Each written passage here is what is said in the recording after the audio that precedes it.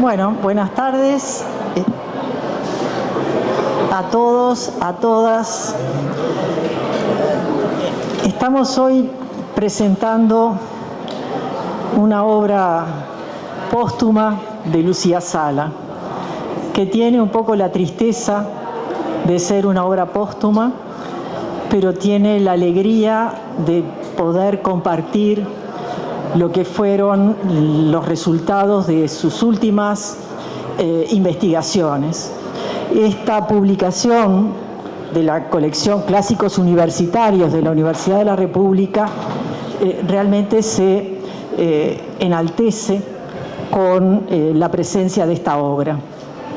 Yo me voy a detener algunos minutos en un poco historiar la obra,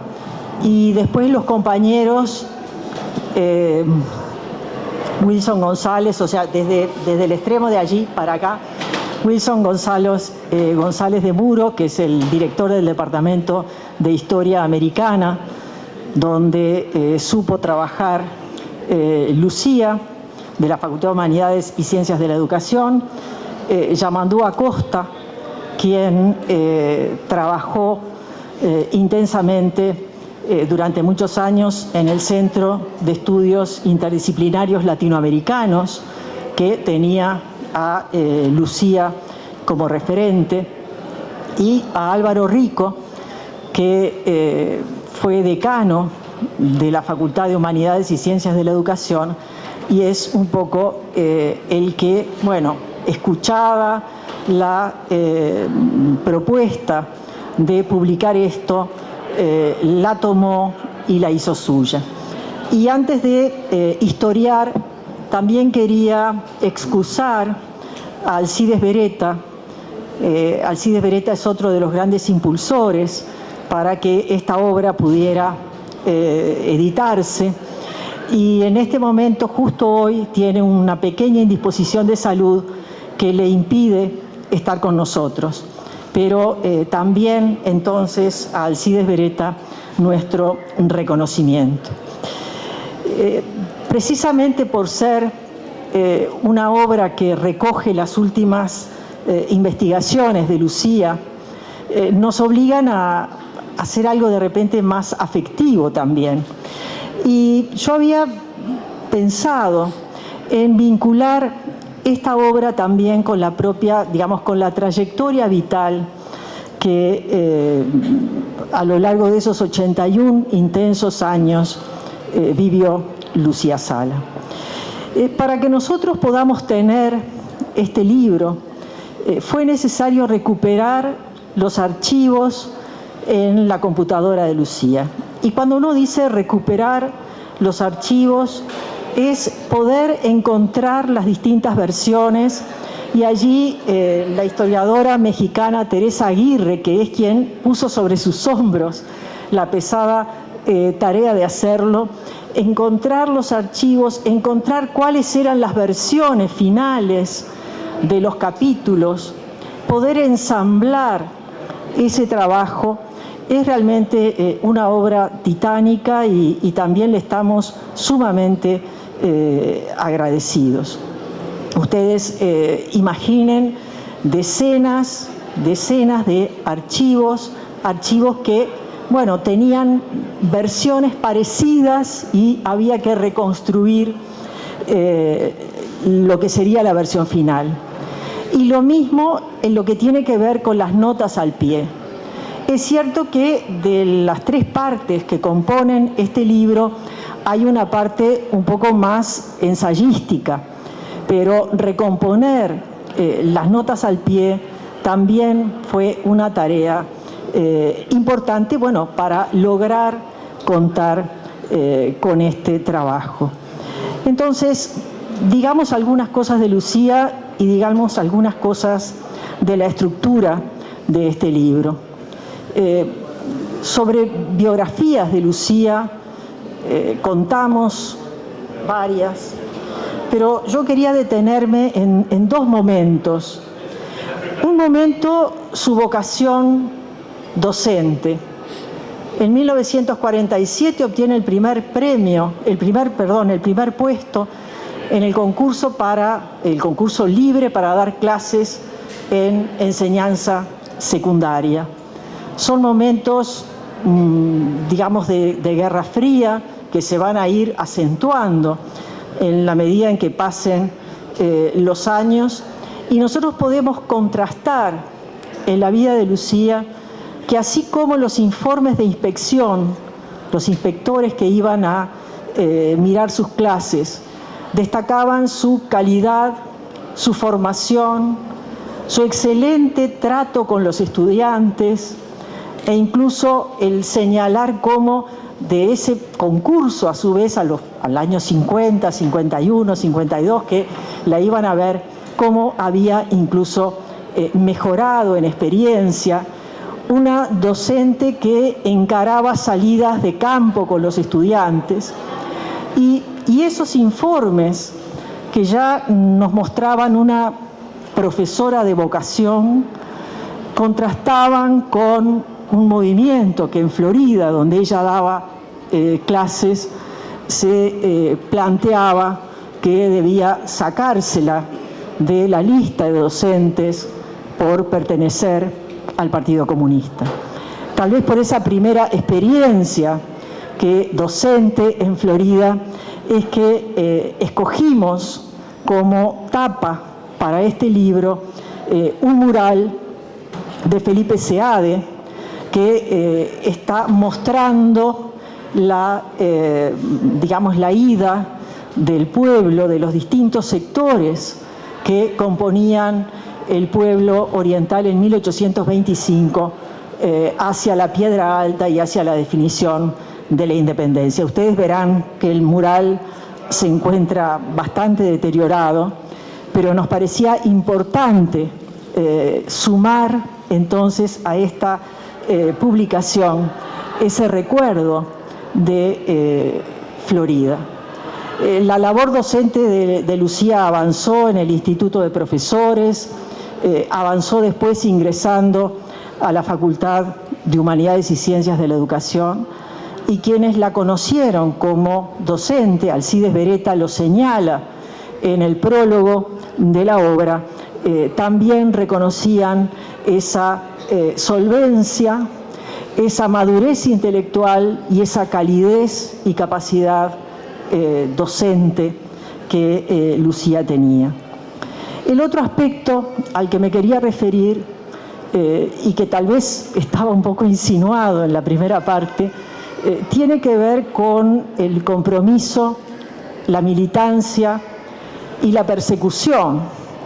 de que fue objeto Lucía. Y para eso tenemos,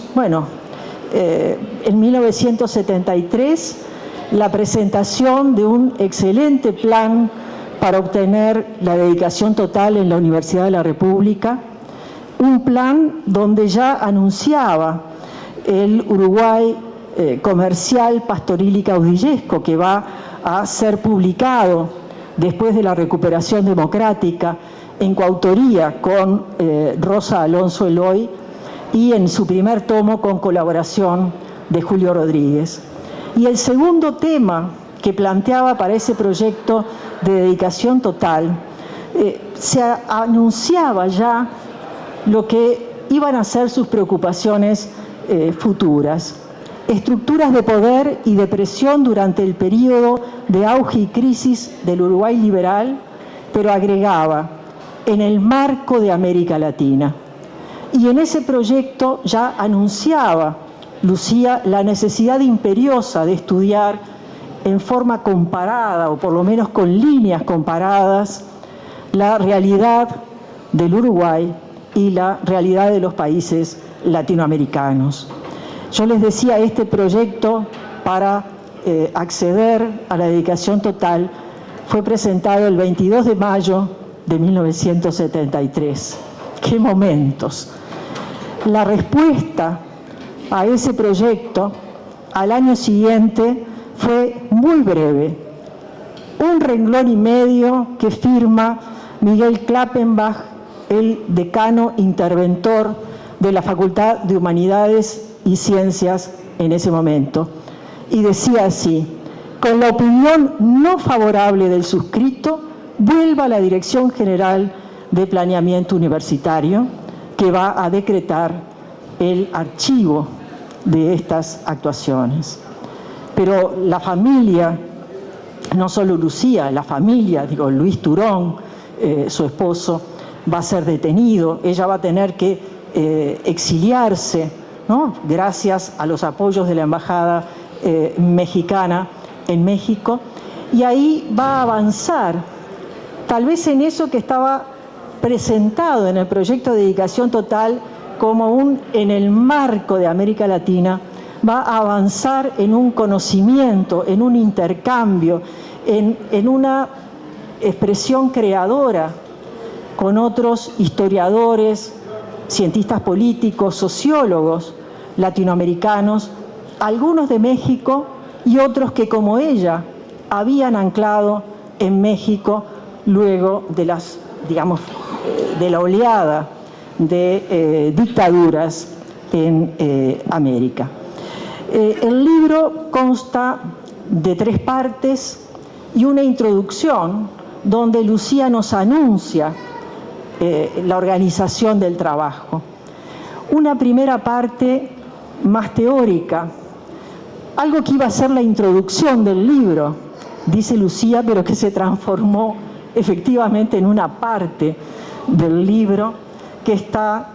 vinculada a una mirada latinoamericana y controversial sobre la democracia, donde hay un repaso de distintas posturas teóricas sobre el tema, pero también de las preocupaciones que la movían. Esa lectura histórica de los usos y de los contenidos de un concepto, pero que ella prefiere hablar no del concepto democracia, sino de otro sustantivo, democratización, para señalar el dinamismo, para señalar los vínculos entre distintos grupos, distintas fuerzas que van en esa dirección. Después hay 2 partes más empíricas, si queremos usar esa definición, donde analizan en el siglo XIX y en el siglo XX la evolución de esa esquiva democracia en América Latina.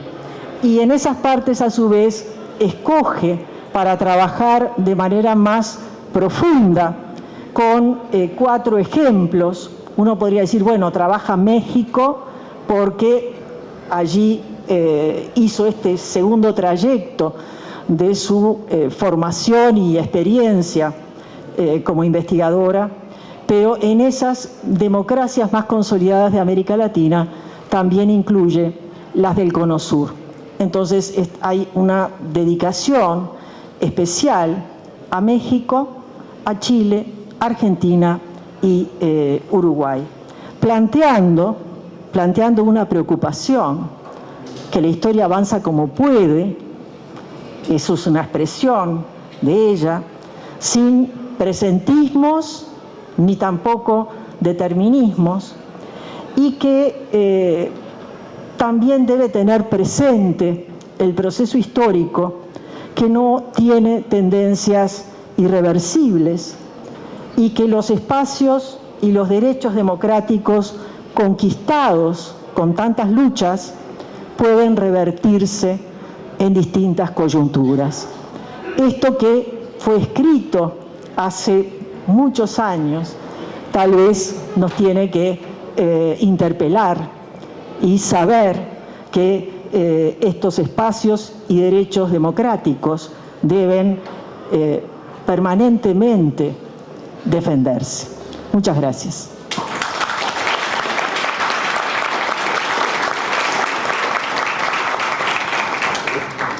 Buenas noches. Traje mis emociones escritas para intentar que la intervención sea algo ordenada, por respeto a ustedes. Lucía nos vuelve a convocar, a juntar, a reunir, como lo hacían los seminarios del Centro de Estudios Latinoamericanos hace muchos años, o en el seminario de posgrado de la UNAM, como lo hacía también en su casa o en la cantina de facultad, tomando un café y hablando apasionadamente de una última noticia o de un libro, o simplemente para preguntarnos por la familia. Así se comportó, así la recuerdan también en México, así la recordamos nosotros. Lucía era la autora de sus ideas, pero las elaboraba colectivamente, en grupo. Tenía miedo a la soledad intelectual. Este libro, que es Lucía, es un poco eso también. Una obra monumental de la autora que recoge aporte de otros autores y de instancias colectivas, incluso de aquellas que hacíamos entre casa, en los multitudinarios, ¿por qué no a veces caóticos seminarios, en torno a unas mesas largas de roble en los centros de la facultad, con 3 o 4 filas de sillas alrededor, porque no entraban todos los que participaban, discutiendo, escuchando, en una época cercana a la salida de la dictadura en Uruguay. Es que la entonces Facultad de Humanidades y Ciencias había tomado la decisión de crear 2 centros de investigación sobre Uruguay y Latinoamérica, justamente para investigar sobre las dictaduras recientes en el país y en la región, y más tarde los procesos de integración regional en un sentido amplio. Y a eso nos dedicamos muchos de nosotros, que tuvimos el privilegio de trabajar allí, más jóvenes, en grado de iniciación docente en la universidad, bajo la dirección y los magisterios de Lucía Sala y José Pedro Barrán. Linda época, que coincidía con el retorno de la democracia, el regreso de los exilios, el optimismo que se trasladaba a la investigación y a las tareas de enseñanza y extensión, y también al relacionamiento entre nosotros mismos. Allí trabajamos durante casi 40 años y vaya que se cumplió con ese espíritu y con esas investigaciones hasta el presente. El CEIL lleva el nombre de Lucía Sala y una foto suya preside su sede. Con Lucía incorporamos la historia reciente de América Latina para pensar también en el Uruguay en su pasado cercano. Y luego pensar la evolución de las democracias post-dictadura, los límites de la impunidad y la hegemonía en los años 90 de la concepción neoliberal y elitista de la democracia, que buena parte ilustra el contenido de este libro y que también ilustra un itinerario intelectual, institucional y personal de Lucía y muchos de nosotros. La democracia esquiva en América Latina se organiza en 3 partes que se distribuyen en más de 600 páginas, en una obra que aparece 18 años después que Lucía nos dejó físicamente y que 10 años, como decía Ana, llevó trabajar los manuscritos, las desgrabaciones, las citas, para transformarlo en el libro con el cual hoy nos encontramos, y una gran cantidad de colaboradores, tanto en México como en Uruguay, que trabajaron en esta ardua tarea, en la cual no debemos olvidarnos nunca también de la presencia permanente de su familia. Respecto a las reflexiones de Lucía y sus preocupaciones teóricas y políticas, es verdad que el conjunto de su pensamiento y aportes, como dice Teresa en una parte de su introducción, se ha desarrollado por tramos, a veces acompañados por equipos. El artiguismo, la reforma agraria, la propiedad de la tierra, la historia del Uruguay, la historia americana y el tema de la democracia más a fines de los años 80 y década del 90 del siglo pasado. Agregamos aquí su preocupación por el marxismo y el socialismo,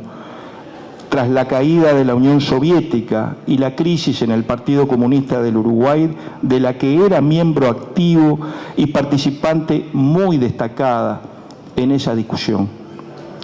Sobre su propio libro dice Lucía que su trabajo se propone una lectura de los usos y contenidos del término democracia, aunque el libro es mucho más que eso. O mejor dicho, para concretar ese objetivo, Lucía debe realizar una profunda investigación histórica de casos por países y una exhaustiva revisión bibliográfica y de fuentes que la lleva también a procesos y pensadores europeos y norteamericanos, principalmente, no solo latinoamericanos. Hago mía 3 afirmaciones también de Teresa Aguirre sobre el trabajo de Lucía.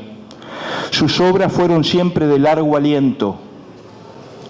No perdía de vista el conjunto de los factores, su gran capacidad de trabajo. ¿Por qué el objetivo de la lectura de los usos y contenidos del término democracia a partir de los distintos contextos históricos latinoamericanos y los cambios que se sucedieron, centrados ahora en la coyuntura de 1985? El significado del término democracia siempre estuvo en disputa y, según sus interpretaciones, también sus usos. En tanto, aparte de describir un régimen político y de gobierno, también devino un principio de legitimación del sistema y de las prácticas políticas y sociales dentro del mismo. En la inmediata postdictadura y luego de casi 12 años de un régimen autoritario, se puso a discusión los alcances de la democracia restaurada, sus límites institucionales o su profundización social y en materia de derechos democráticos y humanos. Ese veranillo democrático tuvo el sacudón de la aprobación parlamentaria de la ley de caducidad y luego su ratificación plebiscitaria, sin juicios ni castigos, concluyendo la disputa de sentidos en torno a la democracia a favor de una interpretación liberal unívoca, monopólica, politicista,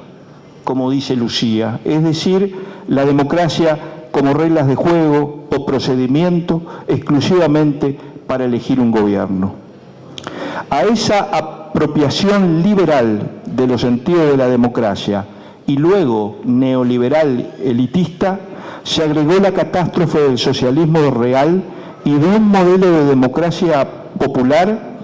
que se pretendía alternativo, entre otros posibles, lo cual significó, esta catástrofe, un golpe también a los imaginarios del cambio, esa especie del fin de la historia o el adiós de las utopías revolucionarias. De allí, de ese contexto impuesto a partir de fines de los años 80 y la década de los años 90, el consenso de Washington, se entiende más la preocupación de Lucía sobre los significados, los usos de la democracia y su profundización. Y a partir de allí también se comprende de mejor manera el método que ella utiliza para ensayar su respuesta. Si las interpretaciones dominantes del marxismo político estaban heridas de muerte para captar la novedad del mundo postsocialista y posmoderno, el materialismo histórico seguía aportando una metodología válida para la reflexión teórica y la búsqueda utópica de la verdad histórica, aún en la derrota de los grandes intentos. Y eso es lo que hace Lucía, la historia como materia prima de los análisis políticos y sociales, la historización de los usos y contenidos de la democracia,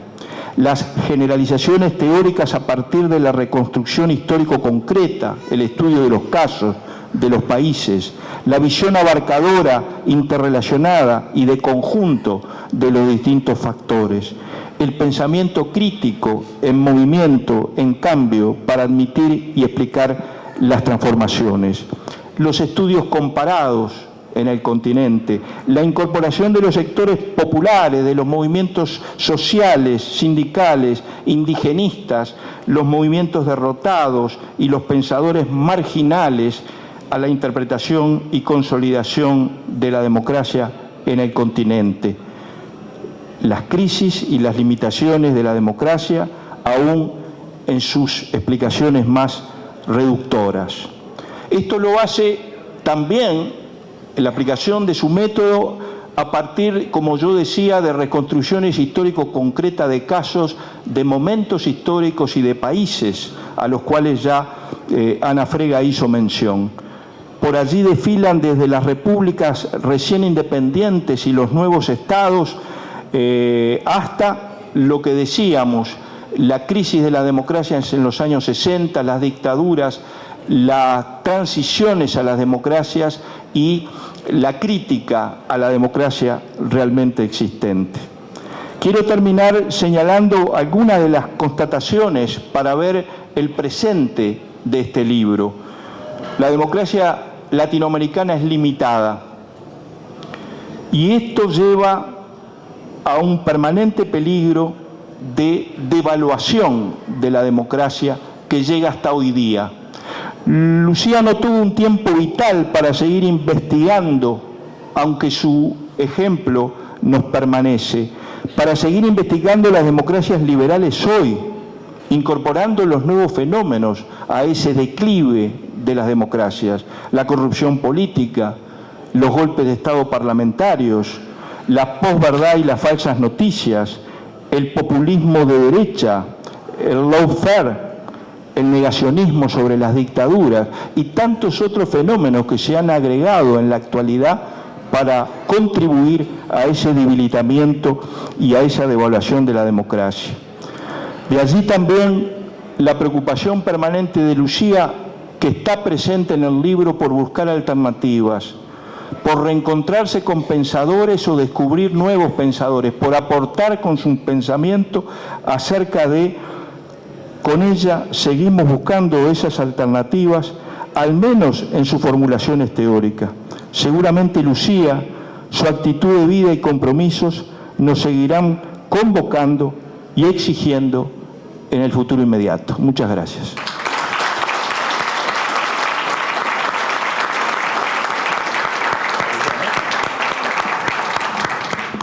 Gracias por la presencia de ustedes aquí.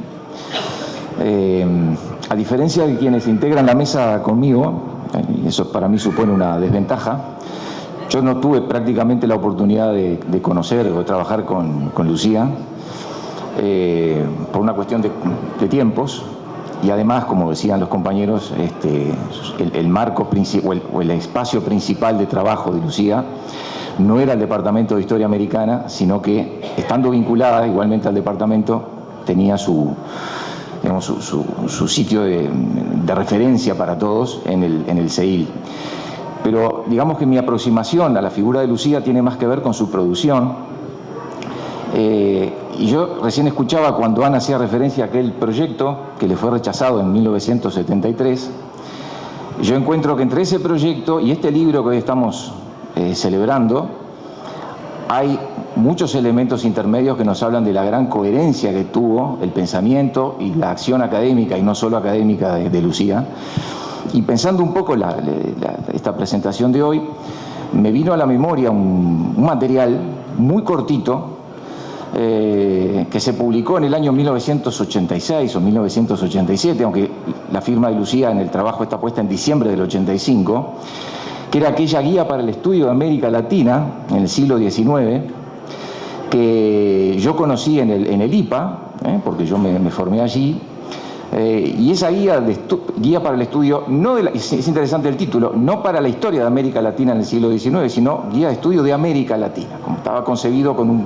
una amplitud mayor. Realmente era una guía de estudio de referencia para todos los que estábamos cursando el profesorado. Y yo lo que encuentro es que, a partir de los comentarios que hace Ana, yo no conozco el proyecto del año 73, pero leyendo esta guía y leyendo este libro, se advierte esa coherencia en cuanto a las preocupaciones, en cuanto a los temas a los que ella se acercó, y sobre todo, que me parece lo más importante, los temas que ella investigó e invitó a investigar. Porque cuando lean ustedes este libro, verán que está lleno de puntas, está lleno de hipótesis, está lleno de invitaciones a seguir profundizando cosas que ella solamente tuvo la oportunidad de plantear en algunos casos, pero en otros llegó a profundizar y a profundizar muy claramente. O sea que me parece muy bonito constatar esta coherencia a lo largo de una producción tan intensa y tan signada por los avatares políticos que, si algo hicieron, fue complicar la vida de la Lucía Sala investigadora. Ni que hablar de la Lucía Sala militante, ciudadana. Digamos que si lo miramos desde el punto de vista de la historia americana, que es de lo que yo podría hablar un poquito más por el lugar en el que me encuentro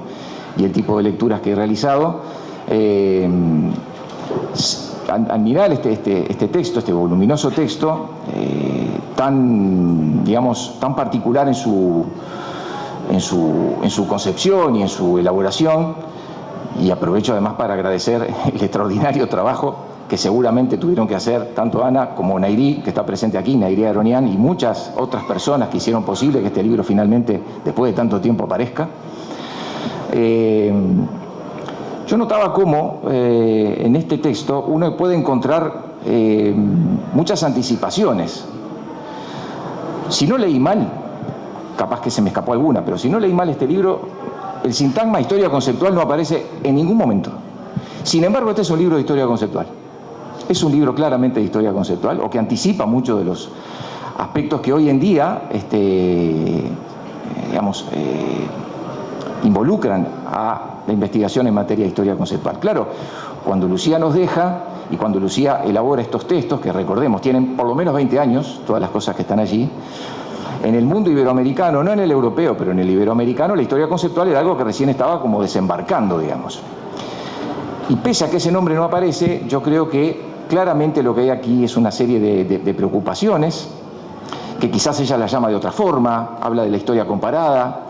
habla de la exploración de los diversos contenidos que los términos tienen. La palabra concepto aparece poco en el libro también.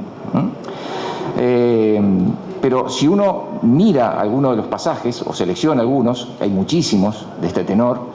puede advertir que hay un interés por explorar cómo, en este caso, el término democracia, que ellos lo maneja como un concepto, al mismo tiempo que también propone una categoría analítica que es muy interesante, que es la de democratización. Uno puede advertir estas cuestiones. Y yo, por ejemplo, había traído aquí, como para graficar esto que intento decir, un pasaje donde se advierten estas cuestiones, ¿no? Aunque ella no utiliza esa terminología que yo mencionaba recién, dice, por ejemplo, que en este trabajo nos proponemos una lectura histórica de los usos y contenidos del término democracia. En la medida de lo posible, queremos plantear una lectura histórica comparativa que rescate las semejanzas y diferencias temporales y espaciales que permiten la difusión de paradigmas conceptuales y al mismo tiempo dotan de diferentes contenidos al uso de conceptos, esta es una de las pocas palabras, los pocos momentos que la palabra aparece, y categorías o dan lugar a la creación de otros que dan cuenta de la especificidad histórica. Acá viene algo interesante. En el caso de América Latina y en relación con nuestro tema, los usos de la voz democracia se inspiran en Europa Occidental y Estados Unidos. Si Lucía hubiese puesto un punto aquí, después de Estados Unidos, hubiera caído en el tópico, el viejo tópico que hoy combatimos bastante, de pensar que todos los procesos independentistas y revolucionarios son hijos directos de las influencias norteamericanas y francesas y nada más. Pero no hay un punto después de Estados Unidos, hay una coma. Y a continuación de la coma ella agregó, pero siempre son reelaborados a partir de las características propias de la región. O sea, esta idea, por estar mirando panorámicamente los problemas y estar permanentemente atenta a cómo las ideas, los conceptos, los discursos, el léxico político, etcétera, es releído, reelaborado en las distintas partes del continente, tampoco con un criterio monolítico, porque también está muy atenta a los matices intracontinentales. Me parece que es uno de los más importantes aportes que uno va a encontrar aquí, entre los muchos importantes aportes que este libro hace. Y con respecto específicamente a la voz democracia, y esta preocupación por dar cuenta y registrar e incorporar al análisis las influencias múltiples, dice bastante más adelante en el libro que durante la lucha por la independencia, es particularmente visible el sincretismo ideológico que incluyó concepciones provenientes del reformismo hispánico, de la Ilustración del resto de Europa, del constitucionalismo norteamericano y de la Revolución Francesa. O sea que hay un enunciado en la parte introductoria, lo que leí al comienzo estaba muy en la parte inicial del libro, pero después hay una coherencia entre lo que se anuncia como propuesta y lo que finalmente se lleva a cabo como análisis histórico. La otra cosa que me parece muy importante de señalar, que también forma parte de la coherencia, esta a la que hacíamos referencia hace un ratito, tiene que ver con algo que Lucía ya había planteado con Lucía y su equipo acá. Como decía Álvaro, las ideas eran de ella, pero las concebía y las elaboraba en equipo. Hay un asunto en particular que siempre me pareció de lo más significativo, y es la atención que ella prestaba a sujetos históricos que siempre estuvieron allí, no es que fueran nuevos. Quizás lo nuevo fue prestar atención a unos sujetos históricos que la vieja historiografía tendía a desconocer olímpicamente o a subvalorar, ¿no? Y esto que ya habíamos visto en trabajos anteriores de ella, es materia obligatoria para todos los que nos dedicamos a esto, leer los trabajos sobre la Revolución Artiguista, la banda oriental a fines del periodo colonial. Eso que ya aparecía ahí vuelve a aparecer, y vuelve a aparecer con mucha fuerza aquí, pero ya con una clave mucho más latinoamericana que ella lleva adelante después de haber manifestado. Incluso Teresa Aguirre lo dice en su texto introductorio, que ella en determinado momento decide volcarse decididamente o completamente a la historia latinoamericana y dejar lo que conocemos como historia del Uruguay. Y con respecto a esa atención prestada a esos sujetos no considerados, llámese sectores subalternos, clases populares, como se quiera, decía, o dice la autora en una parte de su texto: la historiografía no está aún en condiciones de tratar en profundidad lo que podríamos llamar democracia desde abajo. Acá hay una propuesta que en cierta forma se ha venido desarrollando en los últimos años, una bibliografía que ella obviamente no pudo ver, pero detectó claramente un problema que la historiografía, tanto uruguaya como latinoamericana, ha tratado de subsanar en los tiempos más recientes. Vale decir, agrega ella, la perspectiva de los sectores populares, que tanta importancia tuvieron en la desestructuración del régimen colonial, ya fuera integrando ejércitos criollos dependientes de un poder institucionalizado, un asunto que hoy en día se investiga y se investiga mucho, en fuerzas irregulares o como componentes de pequeñas partidas, incluyendo indígenas, otro sujeto al que ella prestaba atención cuando muchos no lo hacían, con sus propios cacicazgos. Recordemos además que regentistas primero y realistas después también debieron recurrir a los heterogéneos sectores populares, y que incluso en sus ejércitos algunos mestizos antes excluidos se convirtieron en oficiales. Esto no es más que una muestra del tipo de elementos que captan la atención de la investigadora y de todos quienes trabajaron con ella y discutieron con ella estas cuestiones, que me parece que nos permiten decir que, a diferencia de muchas obras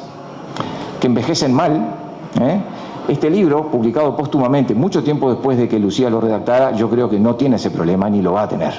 porque tiene enorme vigencia y, sobre todo, rescato la parte propositiva y la serie de temas y de asuntos y de cuestiones que ella propone investigar, que todavía están acá planteadas y esperando que les prestemos mayor atención todavía que la que les hemos dado hasta el momento. Yo voy a dejar por aquí. Muchas gracias.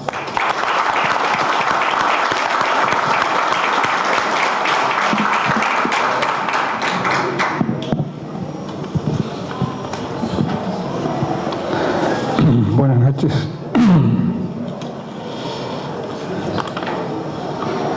Bueno, a las 20 debemos dejar libre la sala. Como soy el último en exponer,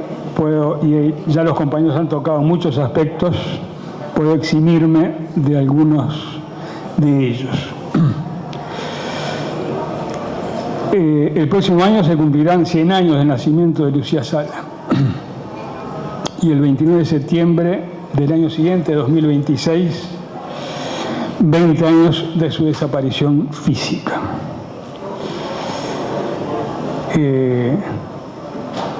Cuando Lucía falleció, bueno, se publicaron algunas notas, entre ellas Lincoln Maistegui, donde destacan aspectos muy relevantes de la personalidad de Lucía, que todos podemos reconocer. Yo quiero destacar fundamentalmente dos. Uno que ya ha sido muy destacado en esta mesa, el trabajo, la capacidad de trabajo y el valor trabajo como un valor sustancial en Lucía, y la honestidad, un valor tan importante y que hoy por hoy no parece estar omnipresente, sino que hay que, digamos, inspirarse entre otros antecedentes en de Lucía para recuperarlo en todos los ámbitos de la vida y en particular en el caso de la investigación, de la academia, la honestidad intelectual. Conocí a Lucía en el año 96 con motivo de la creación del posgrado en estudios latinoamericanos, la maestría de la que ella era coordinadora. Allí participé como estudiante en ese posgrado. Fui parte de su curso sobre América Latina en el marco del mismo, y un poco después, en el 98, ingresé al CEIL, Centro de Estudios Interdisciplinarios Latinoamericanos, del cual ella era directora, y adscribí mi línea de trabajo a su línea institucional de dedicación total, denominada Democracia, Teoría e Historia. Esa era la difícil relación que Lucía procuraba establecer entre teoría,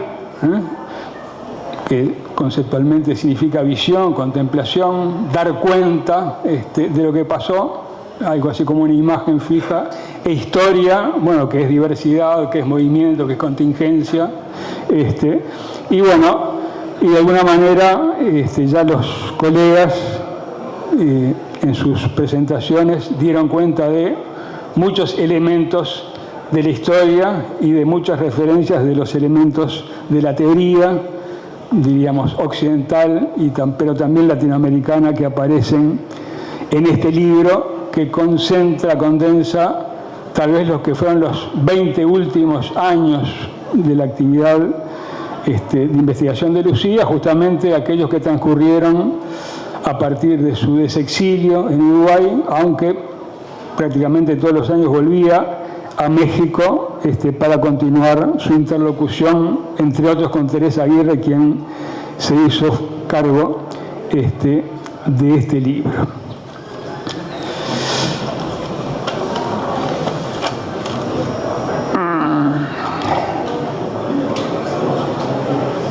La democracia esquiva en América Latina, que es el título del libro, recoge estos 20 años de trabajo.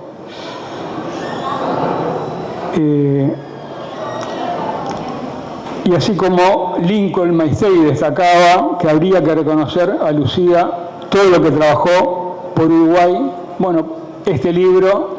diríamos, nos habilita a reclamar que debemos reconocerle todo lo que trabajó por América Latina, ¿verdad? El volumen de 690 páginas de gran densidad, de gran riqueza intelectual, es contundente en ese sentido. Al trabajo, a la honestidad intelectual, en el prólogo de Alcides Beretta al libro, bueno, podemos sumar el tema de la pasión, la pasión por la historia, dice, de América Latina, dice Alcides. Podríamos sumar la pasión por la sociedad latinoamericana y especialmente por las grandes mayorías más postergadas. Bueno, es lo que alimentó la vida de Lucía en los compromisos sociales y políticos que señalaba Ana al comienzo, y también académicos que se trasuntan, digamos, sin que haya incompatibilidad en ello en el libro que presentamos. En su introducción, Lucía sintetiza la motivación del libro. Dice: como muchas veces sucede en los trabajos de las ciencias sociales, esta historiadora se sintió motivada por el presente al seleccionar el tema de su trabajo. Es decir, la motivación fuerte está en el mundo presente. En esta oportunidad nos resultó preocupante el abordaje de la democracia ante el éxito en la última década del siglo XX de su versión politicista y procedimental, a que ya se hizo referencia, Álvaro en particular, mostrada como inexorablemente unida a economía de mercado como única y eterna. Nos interesa contrastar esa visión que con reduccionismo político traslada experiencias de un contexto social a otro, de un modo a priorístico y acrítico, con otras visiones de la democracia. Constituye también una preocupación compartida con gran parte de los estudiosos la limitación de la democracia realmente existente en América Latina y el riesgo de su creciente vaciamiento, entre otras cosas, en la medida en que no se resuelvan acuciantes problemas sociales. Así que ahí están explícitos los motivos que inducen en lo que, como ya señalaba Ana, iba a ser una introducción y terminó siendo el primer tercio del libro, toda esta investigación en la cual la resolución de la cuestión de la democracia como una cuestión acuciante en el presente requiere para su mejor fundamentación y desarrollo ahondar en la historia del problema de la democracia en América Latina.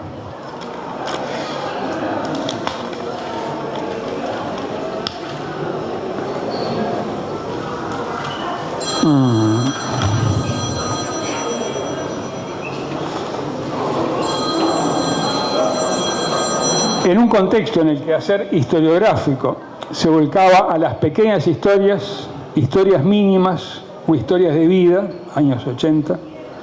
Lucía se puso a realizar una lectura, como dice Teresa Aguirre, semi-enciclopédica y de largo plazo sobre la democracia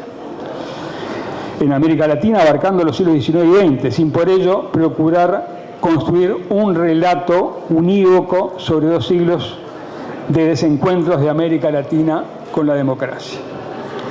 No construye un relato, sino que hace una lectura de altísima complejidad.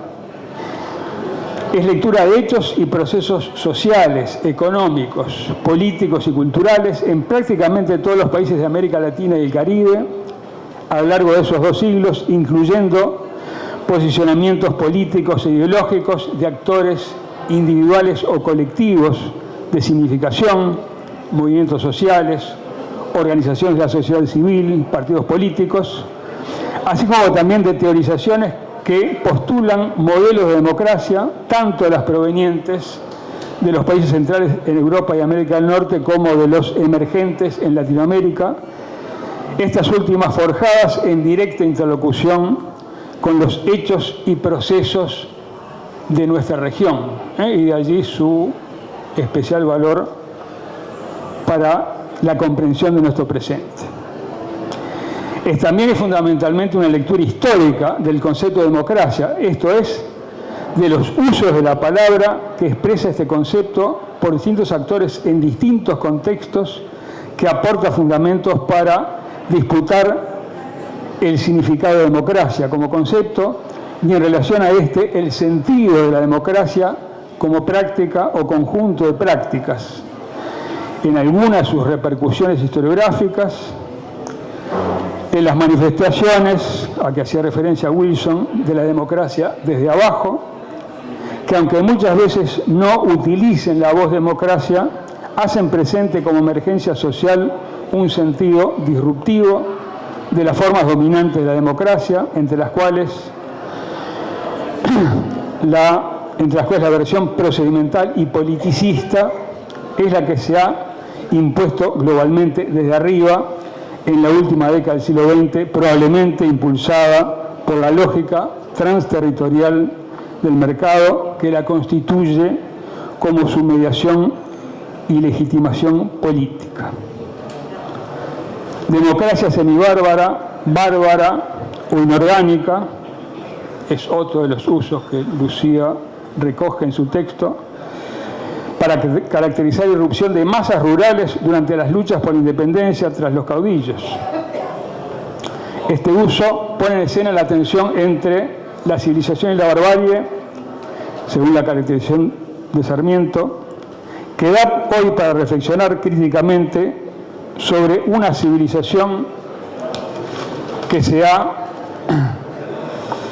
impuesto sobre aquella barbarie, imponiendo hoy tal vez su propia barbarie en nombre de la civilización. Agrega Lucía Sala en relación a la voz democracia en el siglo XX. En ningún caso tuvo el carácter exclusivo de forma de gobierno, y menos aún de procedimiento para elegir competitivamente a los gobernantes. Con un sentido más sustancial, el término fue empleado por las corrientes más radicales durante las luchas por la independencia del subcontinente. Historia y teoría están articuladas en el libro de Lucía en un todo complejo, en una lectura de hechos, procesos, ideologías y teorías que está animada por el punto de vista de la totalidad, sin pretensión de una razonablemente imposible síntesis. La lectura rigurosa de la realidad compleja trasciende las limitaciones que derivarían de los reduccionismos deterministas, fueran estos causales, teleológicos o estructurales, evitando todo anacronismo. Las múltiples lecturas que hacen a esta lectura rigurosa de la complejidad tempoespacial de América Latina en relación a la democracia a lo largo de 2 siglos recuperan con acierto la contingencia propia del acaecer histórico, de manera tal de registrar como posible y no como necesario, en el sentido inevitable, aquello que resultó de hecho. Según testimonia Teresa Aguirre, y Ana lo recordaba, Lucía solía repetir: la historia avanza como puede, y no siempre por el mejor lado. Se me ocurre que matizaba en esa consideración, acentuando el posibilismo y disminuyendo su escepticismo, la sentencia del filósofo de Tréveris que decía: la historia avanza por el mal lado. Para terminar, me interesa compartir las palabras con que Lucía cierra la primera parte de las 3 del libro, que son de carácter filosófico en cuanto a apertura al conjunto de los posibles. Palabras afirmativas a futuro de ese posibilismo y razonable optimismo histórico que acabo de señalar y que a mi modo de ver sigue siendo válido y vigente, por lo tanto hoy, que hacen a una afirmación de la historicidad. Dice Lucía: sin dudas, en el comienzo del tercer milenio vivimos un momento singularmente riesgoso y al mismo tiempo con enormes posibilidades creativas. El tema de la ampliación de la democracia adquiere una importancia fundamental en lo inmediato y en lo mediato. Aunque en las últimas décadas predominó el escepticismo sobre la posibilidad de actuar conscientemente para la transformación de la sociedad, e incluso se cuestionó la posibilidad de conocer tanto su presente como su pasado, en una etapa de construcción de todos los relatos, la investigación tendió a parcializarse, y no pocas versiones en nombre de enriquecedoras versiones que abordaban el inconsciente colectivo, la complejidad de las mentalidades y su lenta transformación, parecieron conducir a la desaparición del papel siempre cuestionador de la razón. Y sin embargo, tal vez la supervivencia de la vida misma requiera bregar contra la irracionalidad de la conducta humana. En estas condiciones son grandes los retos de la audacia y al rigor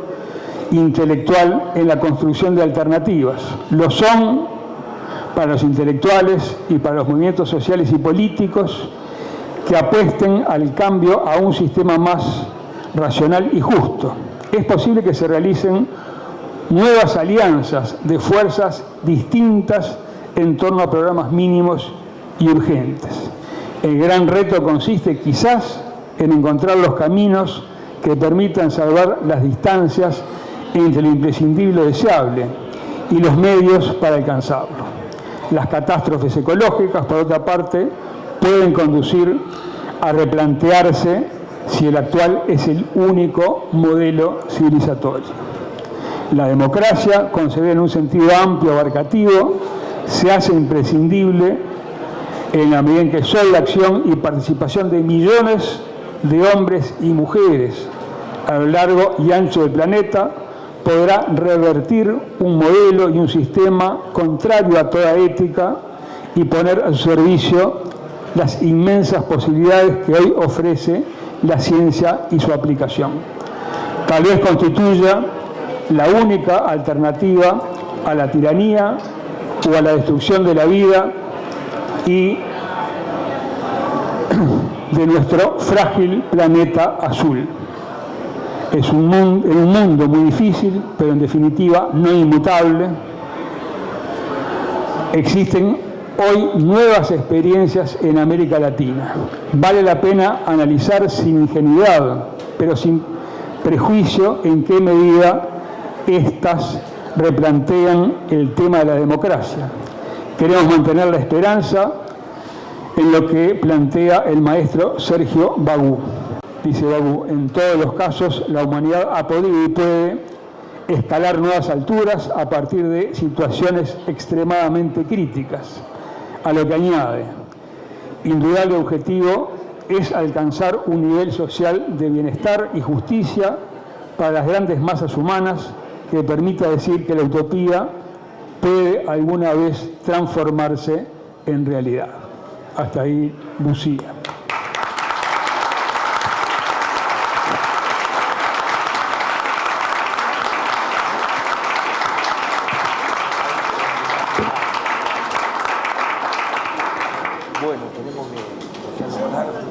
Gracias a todos, pero a continuación...